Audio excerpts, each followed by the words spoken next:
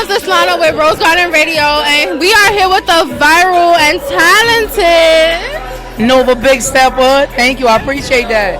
So after that amazing performance, how do you feel, that thrill? I feel so good. I always feel great after I hit the stage, man. It's just especially when you get the energy back from the crowd, it's a different feeling. Because it's not always like that.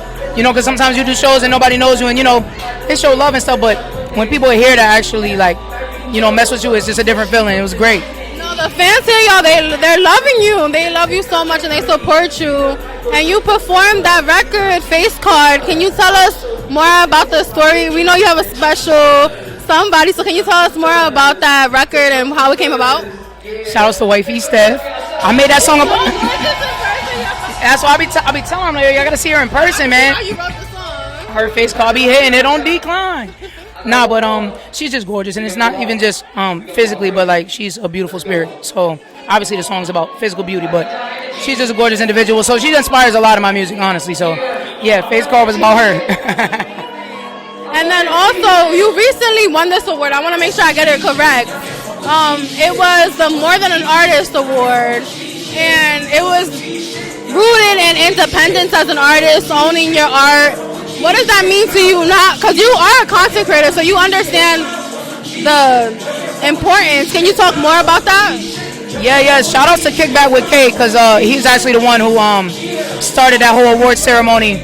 But I just feel like when you do music, for some people it's kind of tough to do the social media aspect too. But I feel like social media just always came so natural, just putting on the camera and being myself, and I feel like that played a big role in me being able to promote my music, because it's like, you know, people kind of buy into who you are first, and then if the music is good, it's like it's even more of a plus. But yeah, no, that was super dope winning that award, and it was crazy because we started our couple page years after I started my music career. Thank you, I appreciate that.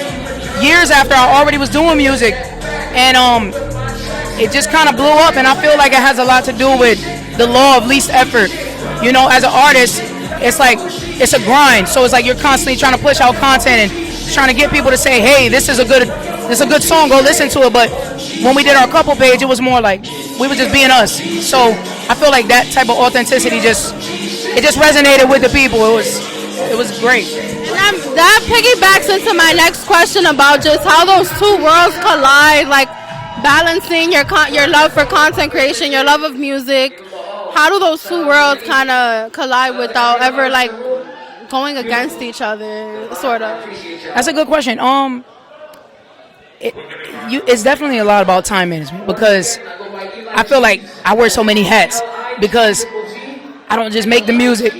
Yeah, it's literally so many hats. So it's like I don't just I don't just record the music. Like, I actually have my studio in my house, so it's like balancing that. It's sometimes we're doing content and everything on top of it, and doing content for our couple page. Sometimes it feels like it's a lot, but I feel like I asked for this, so I kind of I just take it as it goes. But the way we balance it, I feel as though like we just keep our love first, you know, like we make sure we good. And sometimes I take breaks when I have to, and I feel like that's how we're able to balance it, because we don't burn ourselves out.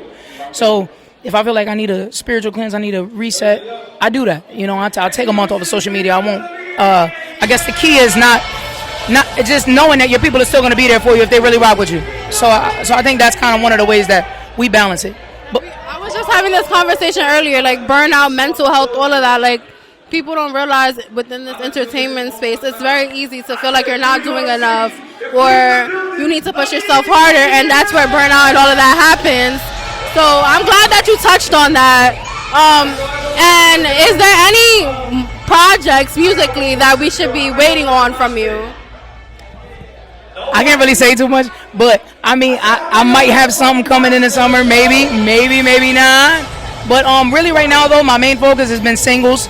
So for the past few weeks, I've just been dropping a song a week, and so it was I dropped an R&B record called Waiting, which is it's kind of like a heartbreak R&B song, and then I dropped Face Card, which you mentioned, and then I did a Yukon cover. So everybody asked me to drop it, so I just did it. But to ask you about that, you do a lot of covers. You did the Justin Bieber cover. Is there any like particular artist that you cover that you really want to work with? The biggest one will be Chris Brown. He's my biggest musical influence. So definitely Chris, for sure, 100%. And I also, the way I just saw y'all right now, like, you're Puerto Rican, right? Puerto Rican, Dominican? Black and white. Black, really? Oh, I'm thinking you Boricua. Y'all look very, but I'm like, y'all need to be hosting the Puerto Rican Day Parade or something. Because we might actually be doing the Puerto Rican Day Parade, not out here, but in Connecticut. We might be, because somebody actually just told us they have a floating and they want us to come through, so we might be doing it in Connecticut. So that's funny you mentioned that. Enough that I see with the Boricua community with you guys, like I could definitely see that you guys really meshing in really well with that. But it was a pleasure sitting down with you. I'm excited to see whatever summer drop you may or may not have. And if you could just wrap it up with a word of advice for our viewers. And yeah. Any viewers or just other artists? Any viewers, whether they want to be artists, content creators. Content creators. The biggest one for me, a lot of people say consistency, but I think authenticity is more important. So just finding out who you are and leaning into that, because I think it's also important that people know, sometimes people feel like, oh, I'm not as outgoing as this creator, or I'm not as exciting as this creator. But you got to remember that there's a crowd for everything. There's so many people in this world.